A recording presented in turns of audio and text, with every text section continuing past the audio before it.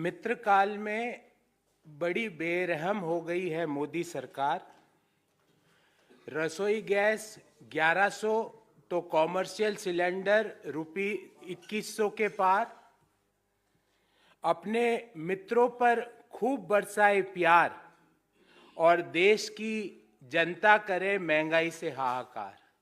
ये मोदी सरकार का जनता को होली के 7 दिन पहले का तोहफा है। आज से ठीक 7 दिन बाद होली है, तो मोदी जी चाहते नहीं कि कोई होली के त्यौहार में कुछ बना ले घर में। वो ये भी नहीं चाहते कि कोई बाहर से जाके खरीद ले, क्योंकि घर में बनाए तो रसोई गैस सिलेंडर के 50 रुपये दाम बढ़ गए आज से। बाहर से जाके खरीदे तो कॉमर्शियल गैस सिलेंडर है, उसके दाम 350 रुपये बढ़ गए। तो मोदी जी का जो सरकार का 9 साल का आर्थिक इम्पैक्ट है, वो मैं एक कहानी के रूप में आपके सामने रखता हूं। एक बच्चा जन्म लेता है तो सबसे पहले कोई आहार ग्रहण करता है मां के दूध के बाद, तो वो है दूध। 2022 कैलेंडर ईयर में दूध के दाम 8 रुपये प्रति लीटर बढ़े। चलो माँ बाप कैसे जैसे करके दूध की व्यवस्था कर लेते हैं। दूध के बाद दूसरा आहार ग्रहण करता है तो वो है अनाज।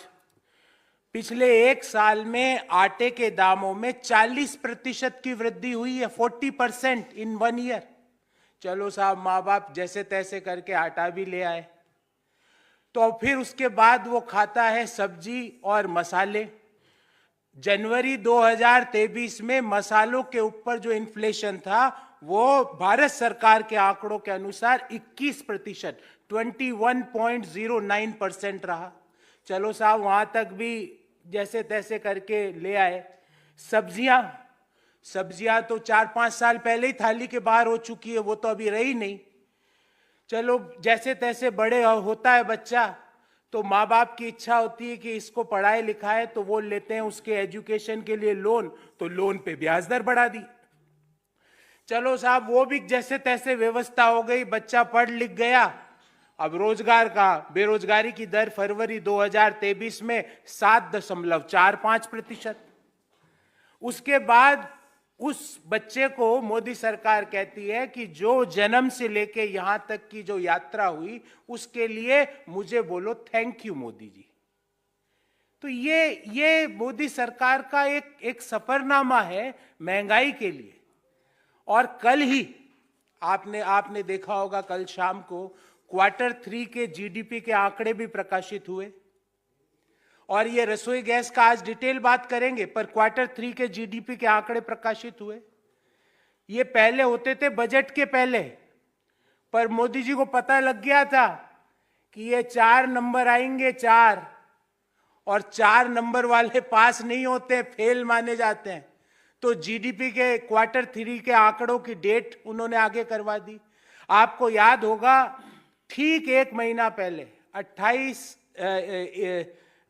1 फरवरी 2023 को मैंने प्रेस वार्ता की थी, तो हमने कहा था Q3 में 4 या 4.2% के आसपास GDP रहेगी।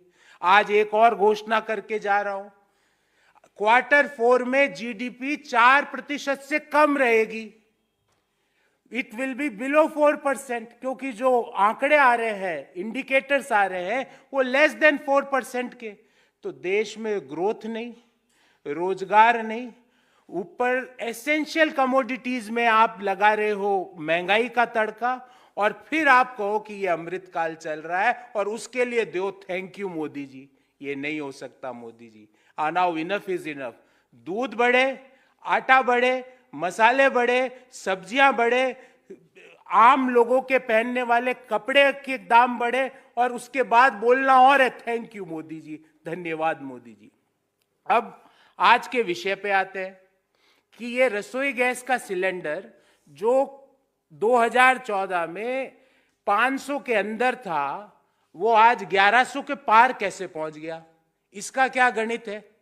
उसका गणित मैं आपके सामने लेके आया हूं, और ये भारत सरकार का आंकड़ा है। ये जो टेबल है ये मेरी बनाई हुई नहीं है, ये भारत सरकार के पेट्रोलियम मंत्रालय के द्वारा बनाई गई टेबल है।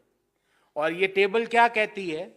ये टेबल ये कहती है कि 2004-05 से लेके 2013-14 के बीच जो एलपीजी पर सब्सिडी है वो टोटल 2,14,000 करोड़ भारत सरकार ने दी।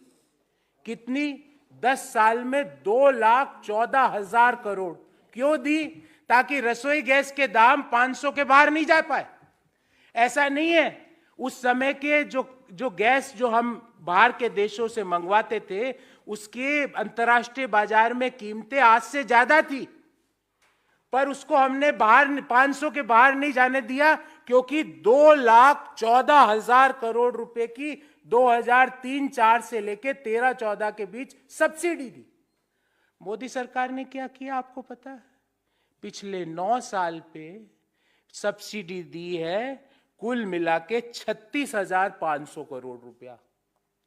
2,14,000, 36,500 करोड़ रुपया। और ज्यादा सवाल पूछो तो बोले सिलेंडर लो, गैस भरवाओ, उज्ज्वला स्कीम है। अरे उज्ज्वला स्कीम में दूसरा सिलेंडर भरवाए तो भरवाए कैसे? और यहीं पे लूट नहीं रुकी है। आपको जान के ताज्जुब होगा कि घरेलू एलपीजी पर मोदी जी 5% जीएसटी भी लेते हैं और कॉमर्शियल गैस सिलेंडर पे 18% जीएसटी लेते हैं, 18%। आप सोचे साहब कॉमर्शियल से हमारा क्या लेना देना? अरे अभी होली पे कुछ मिठाई लाएंगे, कुछ नमकीन लाएंगे, वो कौन बनाएगा? वो बनाएगा कोई हमारे घर के पास वाला हलवाई या मिष्ठान की दुकान। वो तो कॉमर्शियल गैस सिलेंडर यूज कर रहा है। तो आप ना मीठा खाओ, ना नमकीन खाओ, ना मसाले खाओ, ना आटा खाओ, ना दूध का सेवन करो। और ये सब करने के बाद एक और काम करना है, बोलना है थैंक यू मोदी जी। ये मोदी जी का मॉडल ऑफ इकोनॉमिक है। अब कल का आंकड़े के बारे में थोड़ी और चर्चा कर लेते हैं। कल जो 4.4% की Q3 की जीडीपी ग्रोथ दिखाई, आपको जान के ताज्जुब होगा उसका कारण क्या है पता है? और उसी डॉक्यूमेंट में लिख और रहे हैं, क्योंकि वित्त मंत्री को तो समझ ही नहीं है इसमें क्या लिखा हुआ है, उनके पास जो आता है वो पढ़ देती है। उसमें ये लिख रहे हैं कि ये ग्रोथ इतनी कम इसलिए हुई क्योंकि मैन्युफैक्चरिंग नेगेटिव ग्रो कर रहा है, -1.1%। जो एम्प्लॉयमेंट का सबसे इंपॉर्टेंट और सस्टेनेबल सेक्टर है वो नेगेटिव ग्रो कर रहा है। प्राइवेट जो कंजम्पशन है डिमांड की वो नीचे जा रही है। क्यों जा रही है? क्योंकि लोगों के पास पैसा ही नहीं, इन्फ्लेशन है इकोनॉमी में। जब इन्फ्लेशन है, महंगाई है इकोनॉमी में, तो प्राइवेट कंजम्पशन पिक नहीं कर पा रहा, मैन्युफैक्चरिंग नेगेटिव ग्रो कर रही है। उसके बाद अगर सवाल पूछो तो ED, CBI, income tax, police. पर मोदी जी सवाल तो हम पूछेंगे और आप ही के दिए गए आंकड़े से पूछेंगे कि यूपीए के 10 साल में 2,14,000 करोड़ की एलपीजी सिलेंडर पे सब्सिडी दी गई।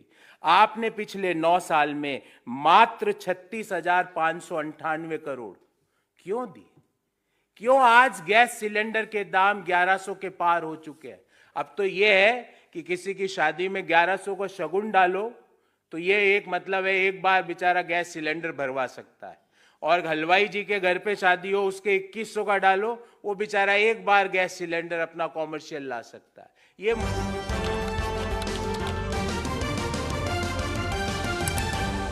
आपकी आवाज